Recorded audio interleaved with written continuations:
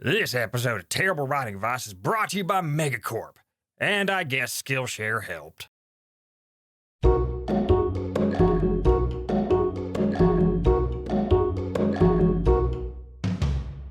Are you struggling to write a compelling villain? Is it too much work to create a nefarious baddie to properly challenge your main characters? Is there a way to cheat and create an easy, faceless antagonist to oppose the good guys with near zero effort on the writer's part? Writer, what you need is a Megacorporation!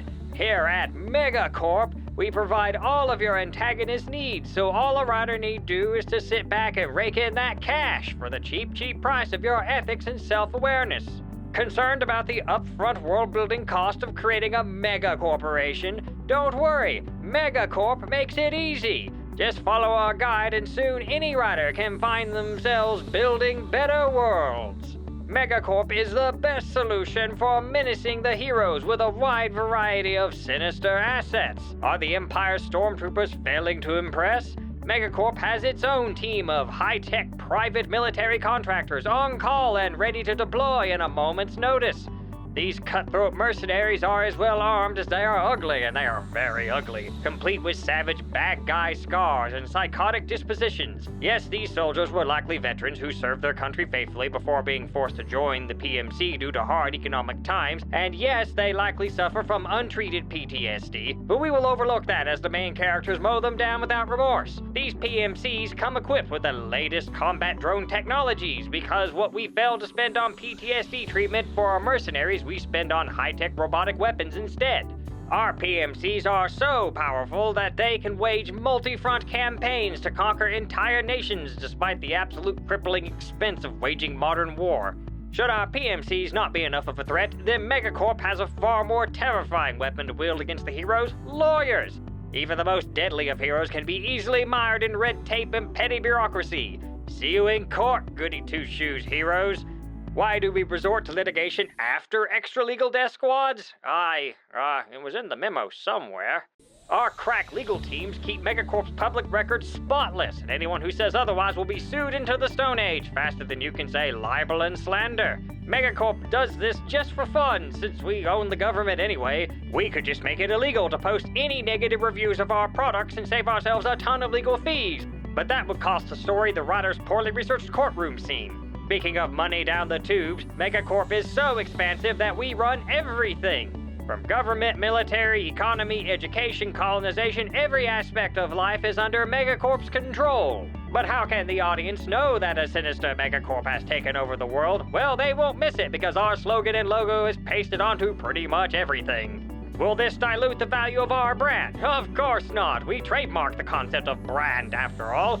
And it's important to remind everyone that we are everywhere, and that our sole goal is to turn a profit from everything. We own the police. We own the hospitals. We probably own you. Sunlight, we purchased that a few years ago. Great investment. We now have an auto-pay feature to make sure you don't miss a payment for your sunlight and oxygen bill. We even own the bioengineered plague that is ravaging the population, as well as the cure, which we will withhold, giving the virus plenty of time to mutate and further kill off our customer base, as well as drive up wages in the plague's aftermath. Should we have thought this out further? Of course not. The highly skilled board members of Megacorp would never second-guess themselves, mostly because the actual hierarchy of Megacorp is suspiciously absent, minus the odd corrupt CEO.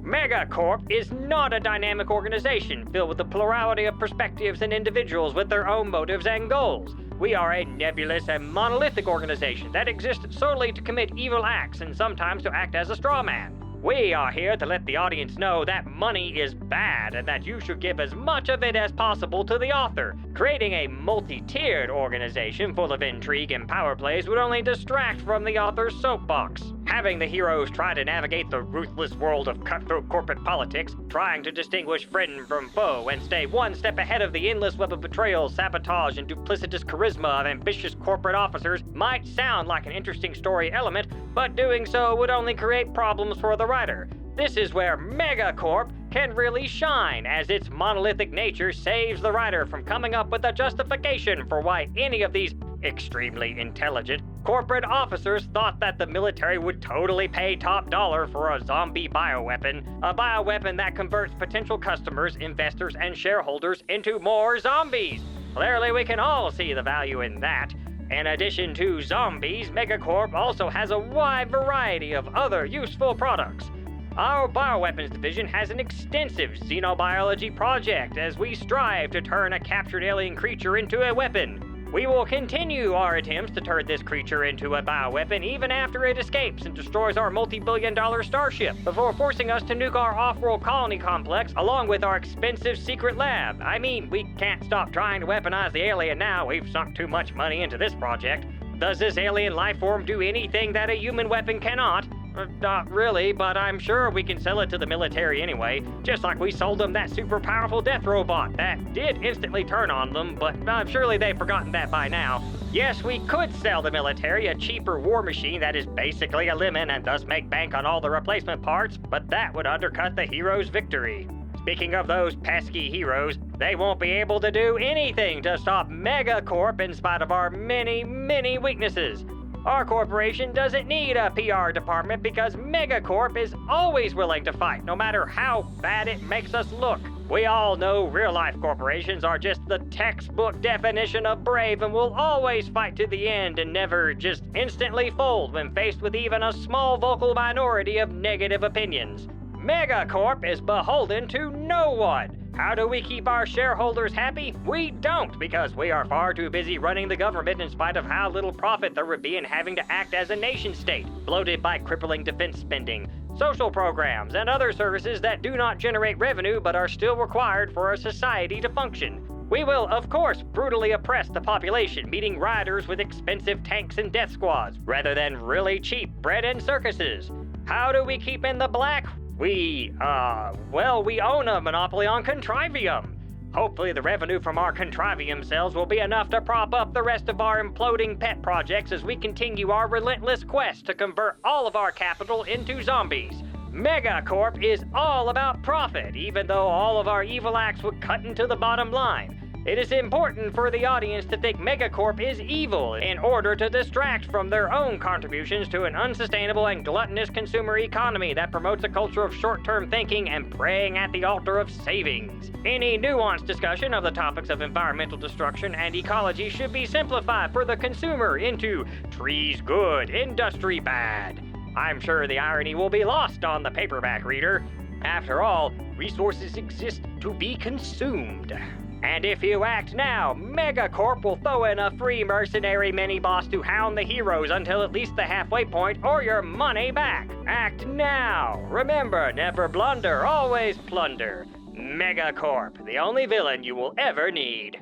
Side effects may include zombie outbreak, xenoparasites, author soapboxing, and poor reviews. Consult with an editor if soapboxing continues for longer than 3 paragraphs. Ask your beta reader if Megacorp is right for you. So, we secured this video's sponsor, Skillshare, from the Ancient Conspiracy. Right.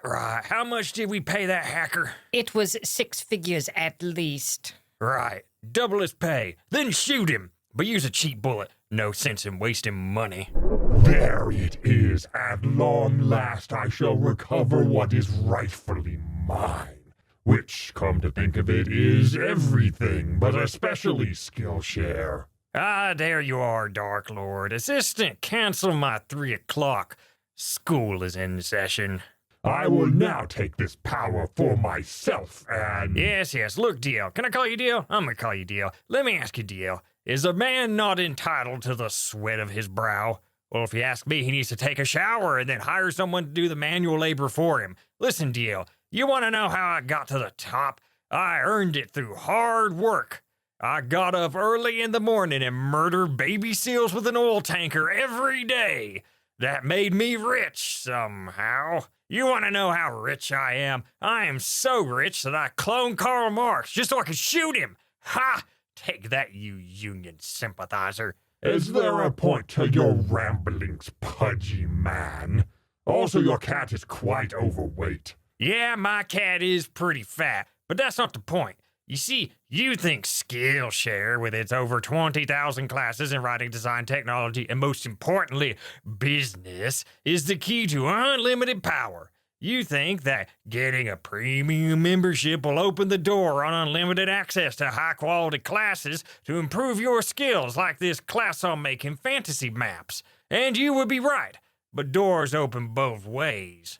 You and the other worlds and the terrible writing advice expanded universe don't understand what these sponsorships really are. And, much like my ex-wife, some things are best left buried.